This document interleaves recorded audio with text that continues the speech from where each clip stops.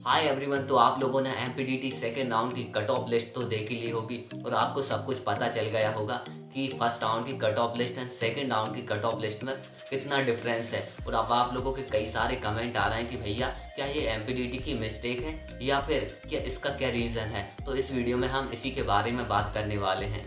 तो चलिए देखते हैं। तो पहले मैं आपको फर्स्ट राउंड की cut off and second round की कट ऑफ लिस्ट में थोड़ा सा डिफरेंस बता दूं।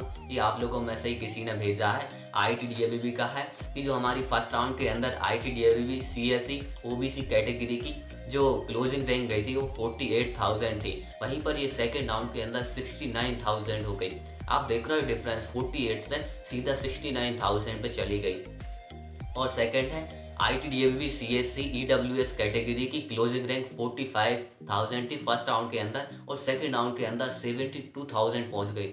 तो इसमें आप डिफरेंस देख रहे हो कितना ज़्यादा डिफरेंस देखने को मिल रहा है। और आईटीडीएबीबी आईटी ईडब्ल्यूएस कैटेगरी की फर्स्ट राउंड के अंदर 52,000 क्लोजिंग रैंक गई थी और जो हमारी सेकंड राउंड के अंदर 85,000 पर पहुंच गई। तो भाई साहब मैंने कई सालों की कट ऑफ लिस्ट देखी है लेकिन इतना ज़्यादा वेरिएशन कभी देखने को नहीं मिला। जो हमारी अपग्रेड राउंड रहता है उसके अंदर ही सबसे कम कट ऑफ जाती है और फिर सेकंड राउंड के अंदर फर्स्ट राउंड से भी बढ़ जाती है। तो ये डिफरेंस देखने को मिलता है।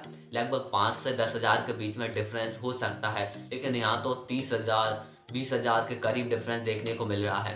तो अब क्या ही कर सकते हैं। अब जो सेकंड राउंड में जिसको कम रैंक पर अच्छा कॉलेज मिल गया उसे कॉन्ग्रेचुलेशन। और जो फर्स्ट राउंड वाले हैं वो थोड़ा सा यहाँ पर बहुत ज़्यादा इरिटेट हो रहा है कि हमें फर्स्ट राउंड के अंदर बहुत ही ख़राब हालत थी और सेकंड राउंड के अंदर ऐसा कर दिया। तो कोई बात नहीं है, अब होता रहता है, अब क्या ही कर सकते हैं। तो चलिए अब जानते हैं कि इस कट ऑफ में इतना ज़्यादा डिफरेंस का क्या रीज़न रहा है। तो इसका सिर्फ एक ही रीज़न निकल के आया है, जोसा काउंसलिंग। तो होता क्या था कि पहले हमारी जोसा काउंसलिंग एमपीडीटी काउंसलिंग के बाद होती थी। तो जोसा काउंसलिंग में जिन बच्चों को जाना है वो पहले एमपीडीटी में भी पार्टिसिपेट कर लेते थे और यहाँ पे एक अच्छी सीट रिजर्व करके रखवा लेते थे। उसके बाद वो जोसा काउंसलिंग में भी पार्टिसिपेट करते थे और एमपीडीटी से नाम कटवा के जोसा काउंसलिंग में चले जाते थे। लेकिन इस बार क्या हुआ कि जोसा काउंसलिंग हमारी पहले खत्म हो गई। यानी कि जिन बच्चों को जोसा काउंसलिंग में जाना था वो पहले ही जोसा काउंसलिंग में चले गए। अब जिनको एमपीडीटी में रहना था वही लोग सिर्फ यहीं रहे। तो पहले जोसा काउंसलिंग वाले भी पार्टिसिपेट करते थे इसलिए कट ऑफ में आपको इतना ज़्यादा वेरिएशन देखने नहीं मिलता था।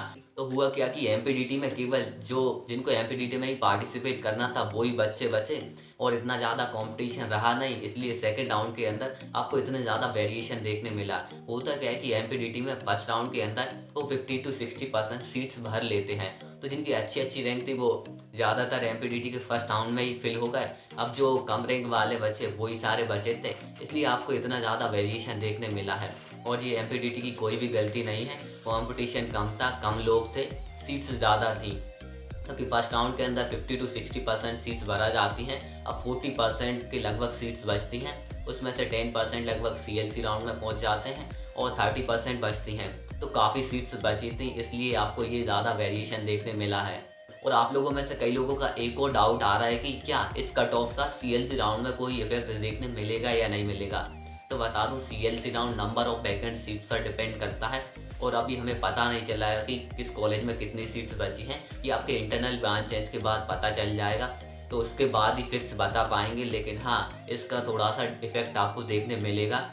तो बस यही आपके डाउट थे। और भी आपका कोई डाउट रहता है इंटरनल ब्रांच एंड सीएलसी किसी से भी रिलेटेड तो आप कमेंट कर सकते हैं। साथ ही इंस्टाग्राम पर फॉलो कर सकते हैं और चैनल को सब्सक्राइब करना मत भूलना। अभी हमारे बन के सब्सक्राइबर पूरे होने वाले हैं। तो इसी के साथ मिलते हैं नेक्स्ट वीडियो में, तब तक के लिए जय हिंद, जय भारत।